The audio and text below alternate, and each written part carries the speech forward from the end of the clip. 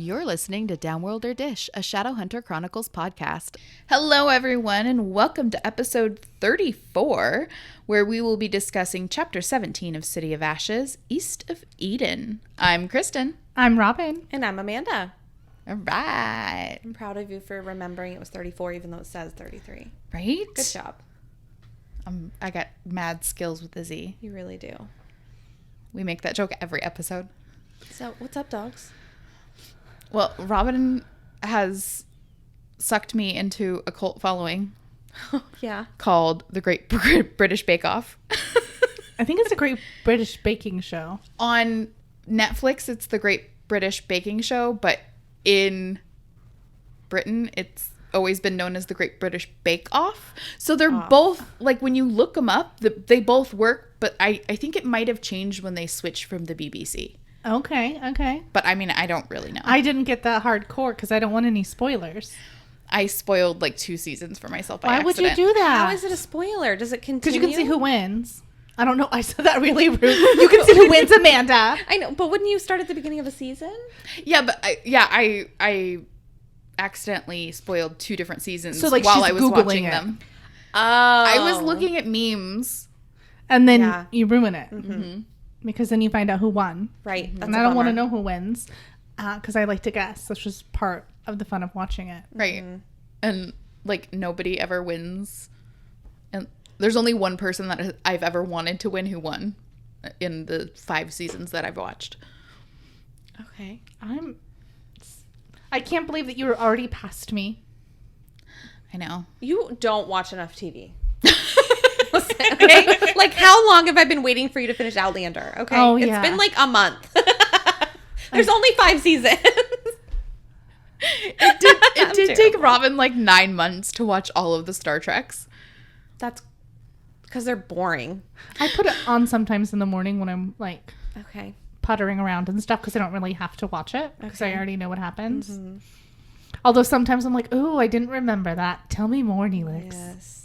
I've been rewatching Law & Order SVU episodes in the background like that. Lincoln loves the song. It's the greatest. Anyway. Yeah. I love TV. We're gonna do baking stuff.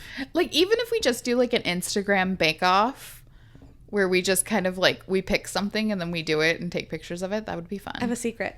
I'm going to lose. It's me, the real loser. I mean, personally, I'm a better cook than I am a baker. Mm-hmm. Same. Yeah. For sure. Well, and I went so long with an electric oven and range, whatever. Mm-hmm.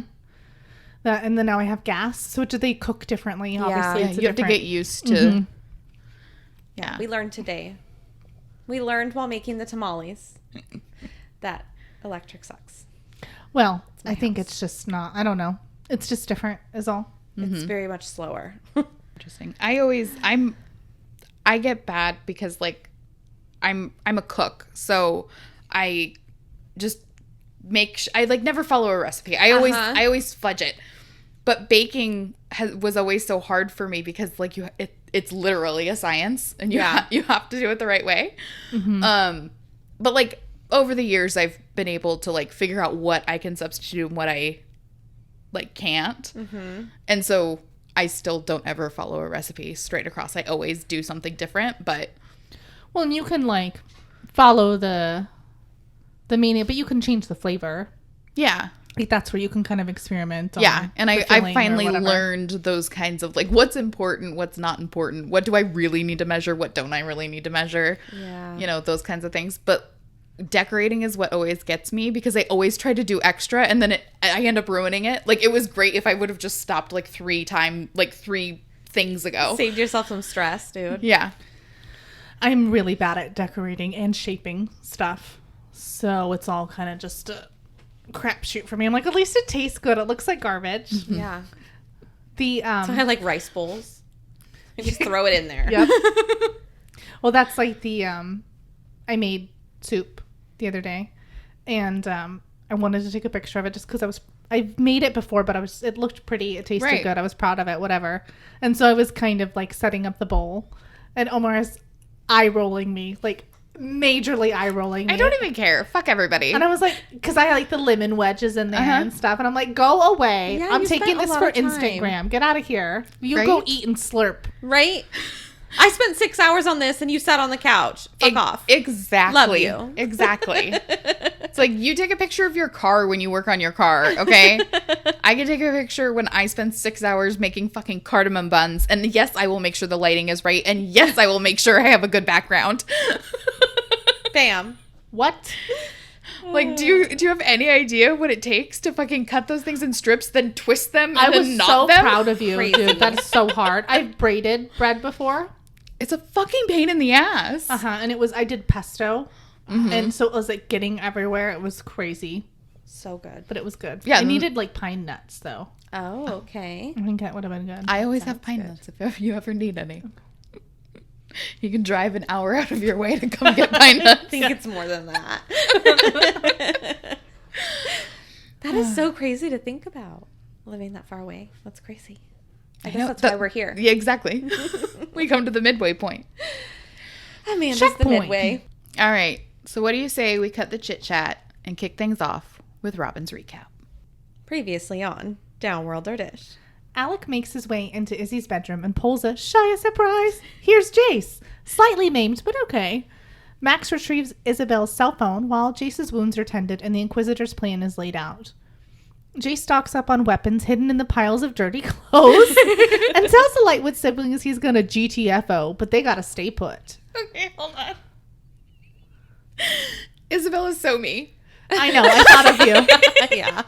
I thought of you. When Max returns with the phone, Izzy dials Clary, who gives her the 411 on the vampy/person wolf attacks, which changes gears on Jace's plan.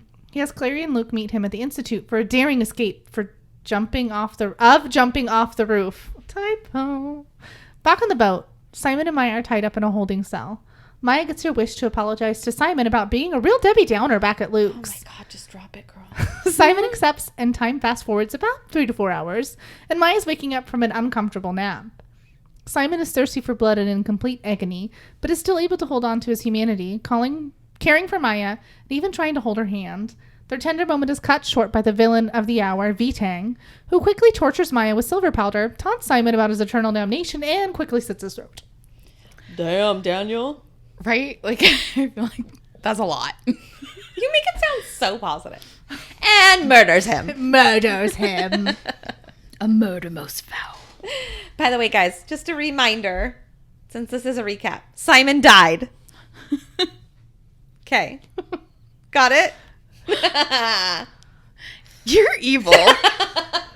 Your head is back, and you're cackling. I am Roseanne laughing, yes. Oh, shoot.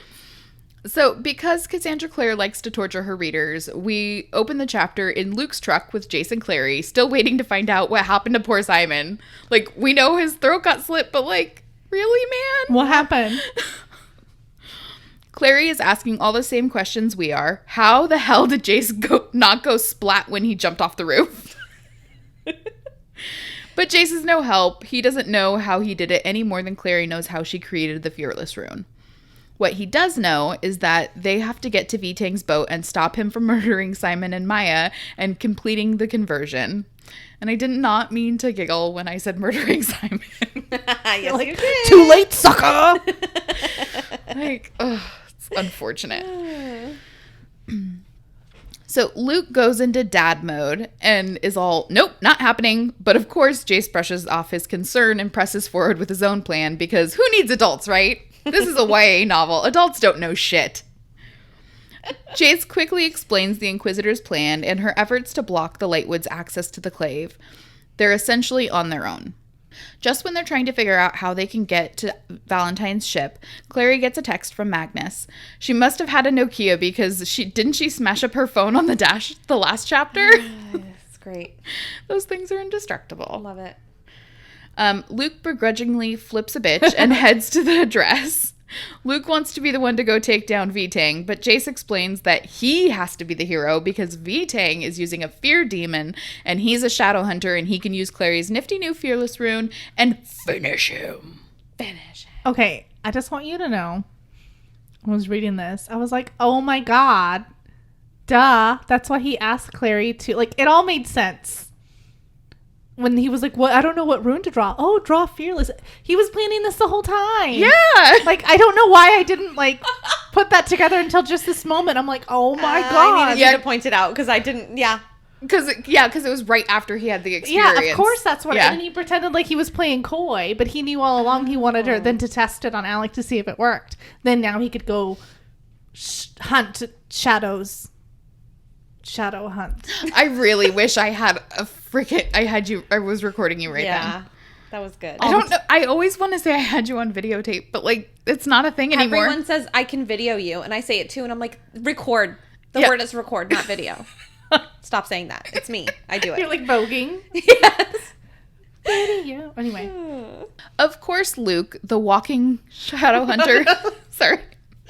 Of course, Luke, the walking shadow hunter Historia / encyclopedia, recognizes the demon Jace is describing as Agramon. Not just a fear demon, the fear demon. Dun dun dun. So yeah, like I love that the way he says it. It's like, no, bitch, I'm the fear demon. Like triple snap in a Z formation. Yep. So Clary's less than comfortable with the idea of testing her new rune against a greater demon, and I don't blame her. But Jace believes in her, and it's just so romantic. She's like, fuck it, let's do it. You twisted my arm. Right? He believes in me. Hard eyes. They pull up to another dilapidated warehouse near the water, and I'm like, bro, what is with all these busted up factories taking up prime real estate? Like, it's like riverfront. Like, do you know how many millions of dollars that's probably worth? Busted up real estate. I like it. Jace saunters down to the water while they wait for Magnus to show. It doesn't say he saunters, but like Jace always saunters everywhere. Like in my head, facts. Yeah. Truth. So I'm going to read an excerpt from the book. I love it when you do that. As Clary watched, he threw something small and white toward the water. It hit with a splash and vanished. "What are you doing?" she said. Jace turned to face them, the wind whipping his fair hair across his face. "Sending a message." Over his shoulder, Clary thought she saw a shimmering tendril, like a piece of living seaweed, emerge from the gray river water, a bit of white caught in its grip. A moment later, it vanished, and she was left blinking. A message to who? Jace scowled. No one. He turned away from the water and stalked across the pebbled beach. Okay, this is literally life and death. Can we hit pause on the mysteriously broody boy routine? Like, just tell them what you're doing. Message in a bottle. That's all I can think of. No one, Clary. Right? Like, I'm sending a message to who? No one. Mind your own beeswax, sister. He's like, figure out that riddle. Stay out of my room. I just like that his hair is long enough that it's whipping across his face. It's delicious. I bet he would have a man bun. Yeah, I would be okay with a man bun. Mm-hmm. I would be into it, but not it curled. I just feel like if you my hair is like, tell us how you really feel. Collarbone length. Yeah. Okay, and it gets so hot that it's basically up all the time. How are you not sweating to death with your hair not back? Like, how are you? Is that down on your face, Jace? I don't understand. Maybe he doesn't have a carpet worth of hair like you do. Get hot. That's true. But I even get hot. But the bottom half of mine is shaved and he's still also swampy. in shape. Like, I get hot too and I have thin hair. I just feel like it would be bugging me. It's like a bugaboo. It's like, hey, you want to go see that? Can't, because my hair's on your face. I'm your hair and I'm in your face. Because I'm the hair. Because he's like tapping him on the shoulder. Hey, guess what? Here I am. Here I am. Anyway, Jace, put your hair up in a bun or cut it, please. It's for your own good. I'm sure it's part of the mystery. It's so he can do the 2007 Bieber hair swoop. The head flick. I feel like it's longer than that. It is. It totally is. But I'm sure Izzy has a bobby pin, bro. Clip your bang. Do the shark fin.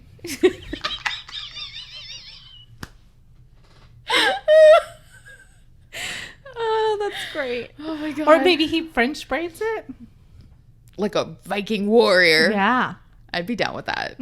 I'd be okay with that. I'm good with the man, or like the bottom half shaved and then the top man bun thing. Oh, yeah. Do that. But don't leave it like loosey-goosey. Dude, I am such a trash millennial. I love all the fuckboy hair.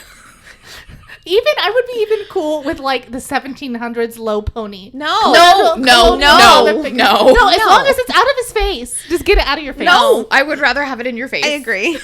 Fabio, that shit. I don't want a low pony. Robin's over here fawning over George. She's watched too much Hamilton. To be fair, I was picturing Jamie when he's in France. No one wants the bangs. Why can't he just get rid of the bangs? They are cutting them. Otherwise, it would be the same length as his hair. Wait, who are we talking Outlander. about? Okay, we've switched fandoms. Sorry. Mid-sentence. He does a low ponytail. He does. I know, and I don't like it. No, it's not I great. don't like his hair at all. No, I don't either. It's too sparse. Well, and it's very curly, so it just... It's Jace's hair. Yeah, probably, but I envision his hair differently. I just Jace's make hair? it look better in my head. Because it's a TV show. You can't envision it differently, but you meant Jace's hair. Oh, shitters. Anyway. Okay. Anyway. That was important. I'm glad we had this discussion. Thank you. Bye. We will dig deep into my Jace versus your Jace because I have very strong feelings about my Jace, and I know that you absolutely cannot stand my Jace. I just want to dig deeper into Robin being into a founding father's ponytail. I'm saying, not into it. I would be okay with him having it as long as it meant his hair was out of his face. Okay. Just because you know it'd be more comfortable. Yeah, because it's gotta be like. I don't care about his comfort. I just want him to look good. I'm flipping the script. My mom always said it hurts to be beautiful. Right? That's something Jace would say, to be fair. Yeah. So, okay. I know that we just had a sidebar, but not to be the queen of sidebars or anything. But I need to discuss Seraph Blades for the millionth and one time. I love it. So, I'm going to quote the book, and then we're going to talk about it. There were 3 long blades laid out. As he turned, Clary saw the sharpened metal discs threaded through his belt. Jace stroked his fingers along the blades. They were flat and gray-white, waiting to be named. I didn't have a chance to get to the armory, so these are the weapons we have. I thought we might as well get as ready as we can before Magnus gets here. He lifted the first blade, Abriel. The seraph blade shimmered and changed color as it was named. Okay, so have we just decided to disregard the lightsaber tube situation? Well, and this tells me how you can decipher if it has a name or not, because it's a different color. Oh, yeah, they have to get, like... Okay. They have to be named. So does it, like, engrave its name on it somehow? You know, like it appears? No. They never explain. See, I would assume, if we're still on the lightsaber tube situation, that once it goes back in its home... Don't you want to go to your home? Exactly. With Chubbs. Yeah. Is that who it is? Yeah. Okay, yeah. anyway. That you get to name it again. Because it's had its moment. All done. It's back in the tube. Okay. And then it gets a new name. Was what I always thought. So then you, while you're active and you're in this situation, you're Kristen. Then we Right, Barbara. Barbara. That's what we decide. Babs. Babs, right. Yep. And then once she goes night-night, then you name it again the next time. But if there's no tube, it's not tubular. Right. Like, the blade is out, and I'm like, okay, so this is where I got that envisioning of it just being, like, a clear blade, and then it, like, starts shining with, like, angel powers or something. Well, I don't then know. in this moment, I'm like, well, maybe if they've, like, used the tube, they can't go back into the tube. But what's the point of having the tube? Right. Right. What is the point in having a retractable weapon if it does not retract? Well, and we looked up. And it's made out of hard stone. Like, I don't understand how it could retract in the first place. And they don't wield magic. I was going to say, it's not magic. We know that. They're not magic wielders. Okay, when we looked it up on the Wikia, which I know Wikia's fan-made, so it's showed the tube and it popping out and everything. There was a diagram. Someone did a wonderful job drawing it. Right, because that's how it was explained in the first book. But then, like, this is what I'm talking about, consistencies. Like, I know this was published by a publishing house. How did nobody get this? Yeah, how many people read this before it came out? Exactly. It's one of my biggest pet peeves. I'm like, dude, it's just consistency. all it takes is one fan reader. Yeah. Because they would be able to tell you this. Which it seems like now that the arcs are going out and stuff, maybe they didn't do that. Back in the day. Or when this was written. I don't know. Yeah. Maybe. Yeah, I don't know. Okay. While they're gearing up and waiting for Magnus, Clary gets another text on her indestructible phone, which we're reminded is a flip phone, so not the brick I imagined. Darn. But interesting that it is still alive. So the message is from Izzy. Jace is in the clear. The Inquisitor has been too busy arguing with Maris to notice his absence. So mark 1 for Clary and co. On the subject of Quizio, Luke puts his historian flannel on and gives Clary and Jace the Herondale family Wikipedia bio. So Imogen had a son named Steven, who was the Shadowhunter golden boy of the 80s. He was good at everything. Nice without being boring, which I'm like, dude, you can be nice and not be boring. Yeah. Like, I'm nice. Nice doesn't equal boring. Whatever. You're Awesome. Luke. Right? And hot as fuck. Okay, maybe that's just my imagination, but like, whatever. The Herondales ran the London Institute, so Luke didn't really see much of Stephen until he moved to Alicante after his schooling was finished. Luke got to know him pretty well after he got married, but he wasn't in the circle yet. And Luke's being like super dodgy about this. And I'm not into it. I don't like it. So Stephen joined the circle after Luke got turned and Valentine needed a new second in command. And Imogen was not about it. But Nobody Stephen would be. screamed, "Whatever, Mom!" and joined anyway, cutting off his parents. Vitang didn't like Stephen's wife, Amatis, because she had undesirable family connections. So he made Stephen divorce her and marry an 18-year-old circle member named Celine. Okay. That's horrible, right?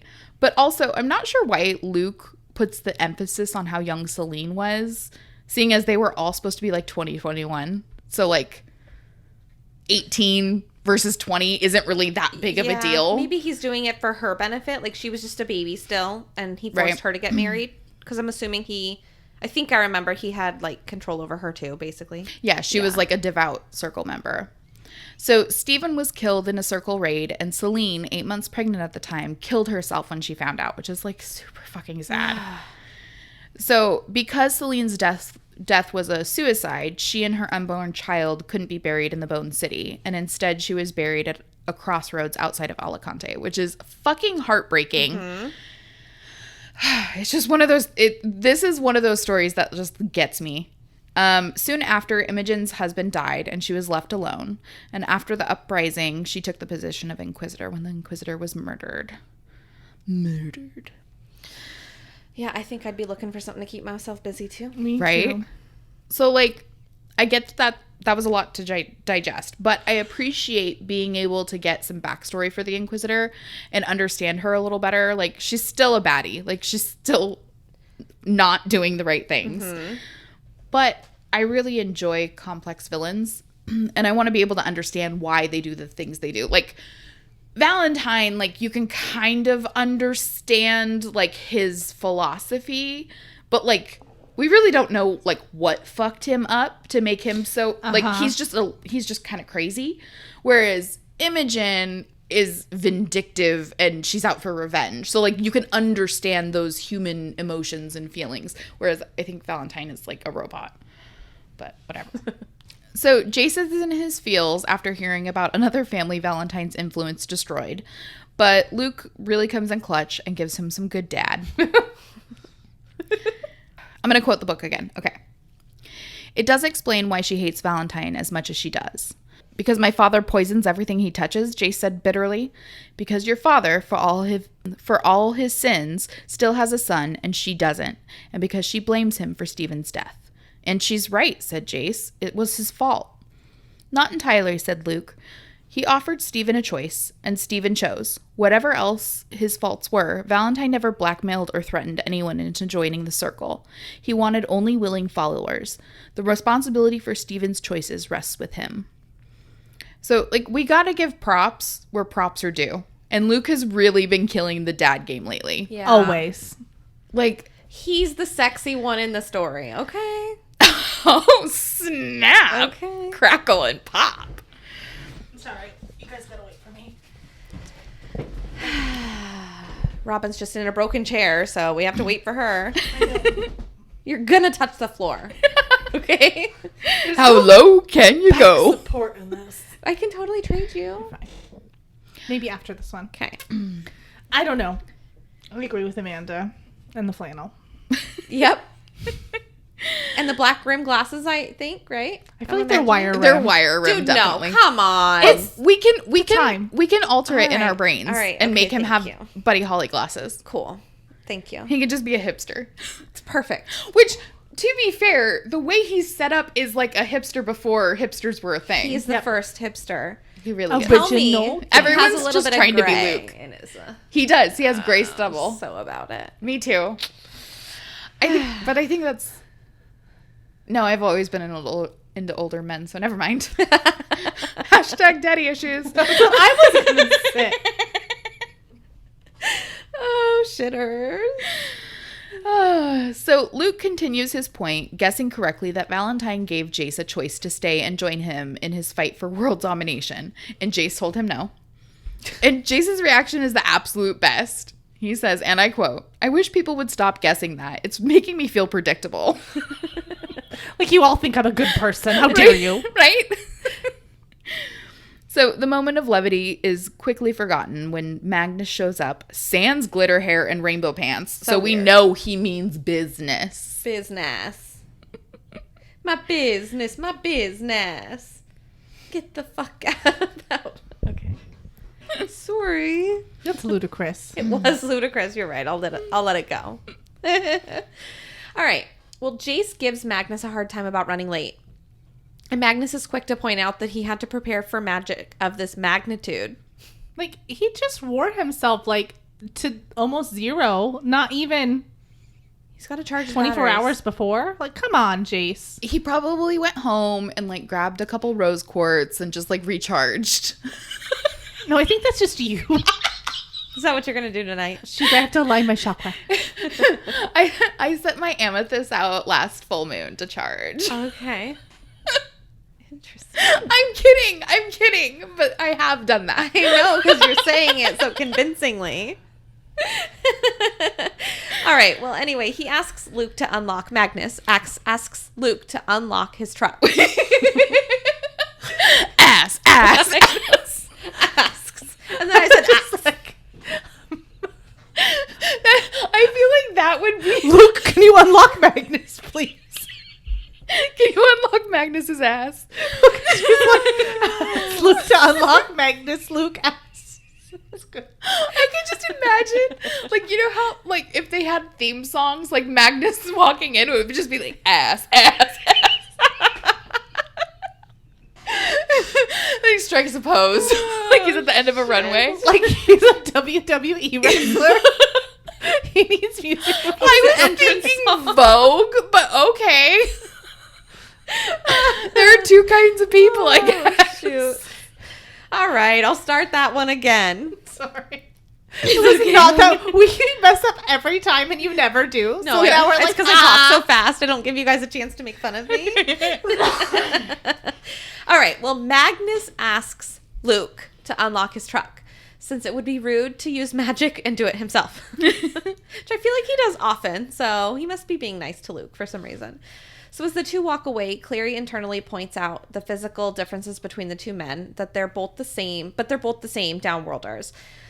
And I have to say that it's interesting that warlocks are considered Downworlders. I don't know, like the Shadowhunters think that they're better than them, but Magnus seems to be like much better to keep on hand than someone like so far that I've read, like Robert Lightwood or something, you know, like Magnus has come in handy quite a bit more than any Shadowhunter so far. I want you to say that to Robert Lightwood's face. Okay. So anyway, Jace holds Clary back from going with Luke and Magnus. And he has to like snap her attention, you know, get her attention. And typical Clary, she's in her own world. Jace calls her out about it. And he says that he wishes sometimes that he could follow her. And I'm just going to go ahead and call bullshit on this one. No one thinks that way. I think we've talked about it in prior episodes. Sometimes it takes me a few minutes to get my husband's attention. I do not wish to follow him. I wish to smack him. Okay? That's not happening. No one's like, I want to go where she is. No. But maybe he's thinking, like, I can't be with you in this world, but maybe we could be together. Oh my God, go away. I don't think that's how Jace is thinking, but okay. All right, so getting to the point of this Jace and Clary huddle, Jace asks Clary to mark him with the Fearless rune. He's like, you got to do it now before Daddy Luke gets back, because he won't let it happen if he knows about it. But he hasn't come across Agramon, and Jace knows what he's capable of and believes that it's the only way to defeat him, which totally makes sense to me. If someone's only power is scaring the life out of people and someone is not afraid of him, it renders him pretty useless, right? So Agramon's going to be like, what? Mm-hmm. Oh, man. Well, I can't scare you. My bad. You found me. Right. And like the other greater demon that they fought wasn't like, I think that they would have an advantage with Agramon because he's never come up against someone who didn't have a fear. Uh-huh. Right. So like he's never had to battle because his power is so powerful. Right. So like I feel like maybe he would have an edge. Okay. Mm-hmm. Yeah. Whereas another greater demon would like be like, so what? Yeah. Wouldn't be caught off guard. Yeah. Right. This guy's gonna. What did you just say? Bunch you. Okay. Okay. Jace tells Clary to put the mark close to his heart because it's more effective there. So I want to know if he's like wearing a V-neck, like how does no one see this? Is he like pulling his whole shirt up? Is she just pulling down the V-neck? He turns around and pulls up his shirt, so she does it on his back. On his shoulder blade. Yeah. Oh, why? Like behind his heart. Yeah. Okay. Whatever. I like the V-neck, so... I do too. I would love to see him in a fucking man bun with a plunging V-neck. Yeah, I'd be about it. That's not terrible. Yeah. A black one. Right, like the or like curling runes. Like, hell yeah. Hell yeah. Okay, fine. I'll take it. But I will say, I'm really glad that you pointed this out because now I remember that this is where I got the thing about the closer to the heart, the more powerful the rune is. I'm like, I remember it came from somewhere. Yeah. Well, this is my section. I didn't even remember. I just was like, wait, what? How did that even happen? I just read right past it. That's so dumb. So then Jace is like, okay, sissy, your turn. Ew. Yep. And he tells her to push up her sleeves and he marks her. So what kind of a rune did he mark her with? Was it fearless? Was it a protection rune? Why didn't they put it close to her heart? Tell me all the things. I don't think it was a fearless rune because I think if they did, they would have mentioned it specifically. Uh-huh. I think it was just like battle runes. So like agility and stamina and those kinds of things. Balance. Yeah. They have like one for perfect balance. It's weird. I'm a nerd. I love it. So while Jace is finishing the mark on Clary, Magnus appears and quotes the Bible. And Jace says, you can quote the Bible? Like, rude, Jace. Yeah. So he tells Jace, I was born in... Okay, I can't do a Magnus voice like Kristen can, but he says, I was born in a deeply religious century, my boy. So, Downworlders can't quote the Bible like vampires can't say God? No. I think Jace was just being a smartass because it's like, why would he read the Bible? Okay. But it was a stupid thing to say because Magnus is so old, like, and he's so powerful. Like, of course he's read the Bible. Like, that's such a stupid thing to, like, assume that he just ignored an entire thing that has everything to do with the Shadowhunters. Just like, fuck it. Yeah. I don't know. All right. Well, then Luke pulls up in his truck, and I don't understand why Magnus came back before Luke. Luke is in a car. Like, Magnus walked back. How did Magnus beat him? Like, that whole thing doesn't make sense to me, but whatever. He apparated. Yeah. Yep. He can't. So Magnus tells them to get into the back of the truck, and Clary notices a pentagram painted on the floor of the truck bed. Luke leans out and tells Clary the plan is for her to stay in the truck with Magnus, where she fucking belongs, okay? And he and Jace will go to the ship. And then Luke takes all of them on a chitty chitty bang bang style ride in his truck / boat. And I believe they were singing the song. I chitty chitty bang bang. No? You don't think so? No. Okay, No. fine. No, Magnus isn't dressed as the child catcher, so it's fine. Okay, good point. Okay. You can't have it without the whole aesthetic. Yeah, he's got to have the nose. Oh, God. All right, well, we go back to the point of view at the Institute where Izzy and Alec are attempting to eavesdrop on their mother and the Inquisitor through the library door. And like any smart kids, they are like, they don't have a glass, okay? That's what I'm getting at. Use a freaking glass, right? Maybe there's a rune to hear better through a door. I don't know. It just seems like they're not prepared. Or like maybe use the rune that Jace used in Luke's bookstore when they were spying on him. Yeah. Like obviously Good point. these Thank you. people. Yep. Some people's kids. Yeah. So Izzy points out that it's almost sunset, or it is sunset, I think is what it was, and decides to go to the library, just go in. So a reluctant Alec follows. And Bitchface McGee yells at the kids, asking them, what are they doing here? And then she and Maris go back and forth saying each other's names. Imogen. Maris. Imogen. And eventually Imogen tells her, I've had about enough of you and your delinquent children. And she's cut off by Maris finally getting her attention by once again saying, Imogen. And they notice a figure in the room. And it was a Valentine projection type hologrammy form. And Valentine tells Imogen that he got her message and is like, is that the best you got? My son for the mortal instruments? And Imogen is like, mm-hmm. Valentine's all, no thanks. Except not that polite. No, thank you. Much appreciated. Yeah. Thanks for the offer, but I'm going to have to pass.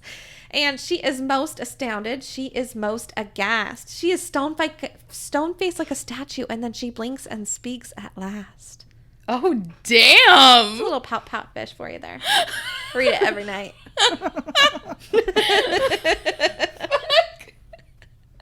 I have the entire book memorized. I can read it even if Lincoln kicks the book out of my hand. Yeah. Anyway, Imogen is like, boy, you can't bluff me. And V-Ting's like, girl, I see you. You're like me. I know that you're going to follow through with your plan. I'm going to read this little part here because I have to.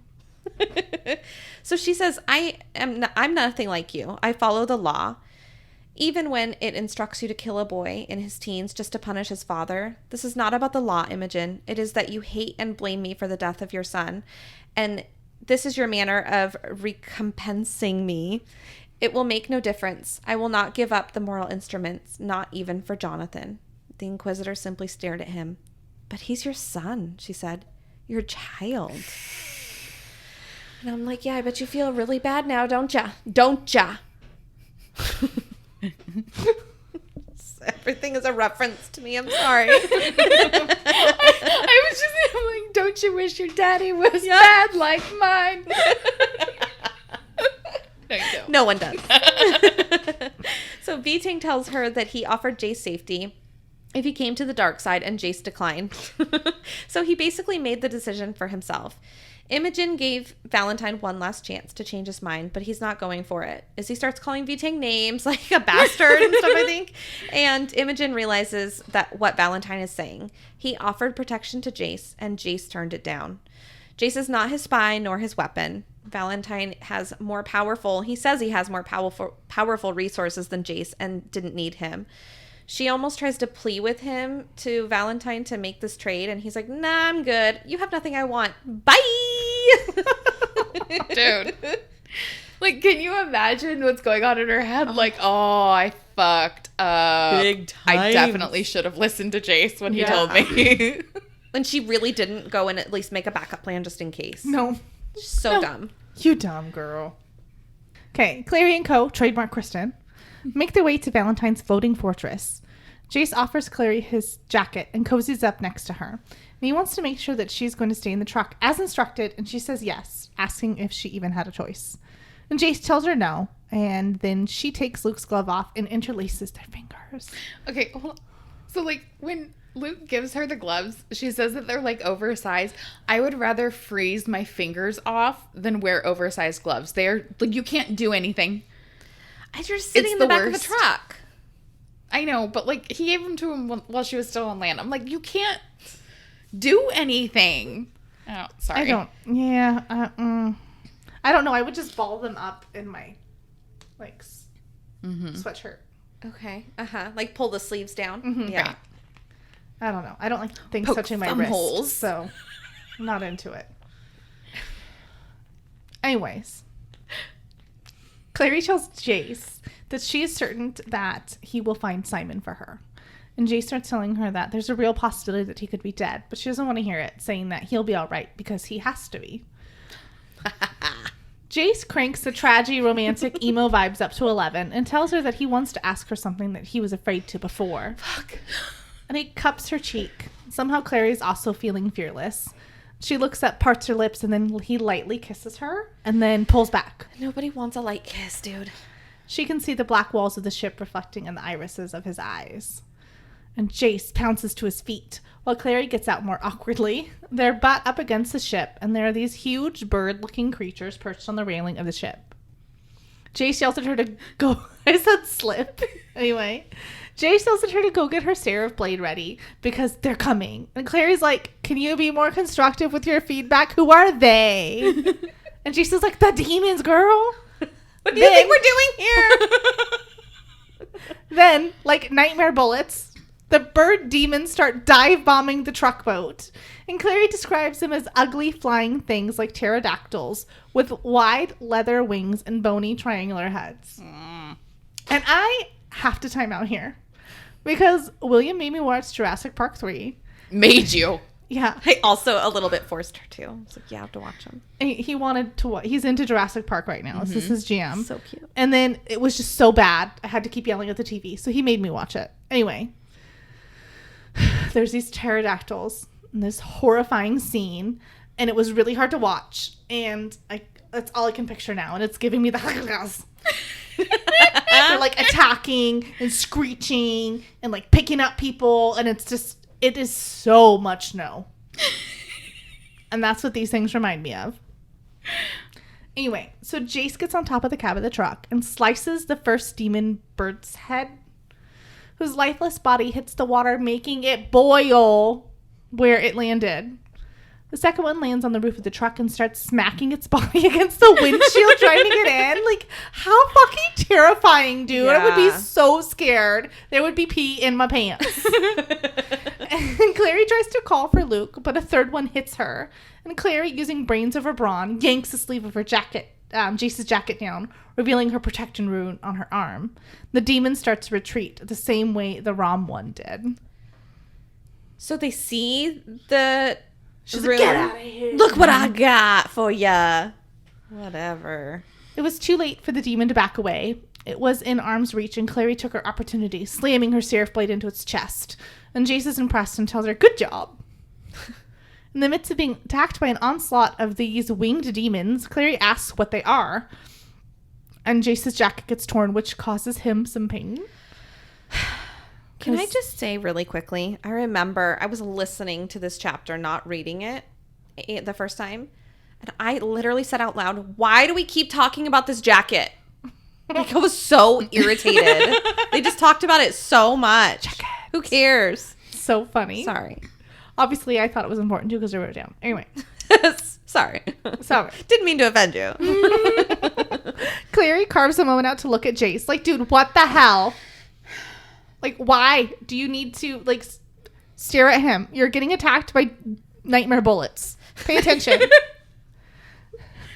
And while she's distracted, a pair of birds literally rip the roof off of the truck cap and sail off into the sky like, bye, bitches! Look what I can do. Yep. So Clary looks into the now open bench seat, and Magnus is slunk down looking gray and deflated. And she asks if he's hurt, and he says that no, he's not hurt. He's just drained. And the wards on the ship are intense. And stripping them off is like, sorry. The wards on the ship are intense, and stripping them off, he's like, I'm giving her all she's got, Captain. But if he doesn't get them off, no one besides V-Tang will be able to get on the ship or they will die. So Luke tells Magnus he should come with them. Like, just come with us then, bro. And he's like, no, bro. It doesn't work like that. Besides, I'm a lover, not a fighter. And Clary's still leaning in, flapping her gums, when this big-ass demon pops up and snatches her away. Caca! Which I don't know why. Like, why can't this one touch her? Was it, like, not seeing the rune? I don't get it. Right. She didn't flash her rune. She wasn't like, get off me. Yep. Anyway. Luke is frantic, and Jace assures him, like, calm down, bro. She's fine. The demon bird just snatched her up for V-Tang. She's going to be heading on to the ship. And Jace flies and dives into the water and makes his way to the boat. Luke looks back at Magnus for reassurance and then plunges in after him. Fuck. At the Institute, Alec releases Izzy from his grasp because she was trying to shut her up. And Imogen is shell-shocked, asking herself, what the fuck did I just do? Mm-hmm. And Maris tells her children to fetch their father. And then she goes in for the kill shot, telling Imogen that she single-handedly ensured Valentine's victory.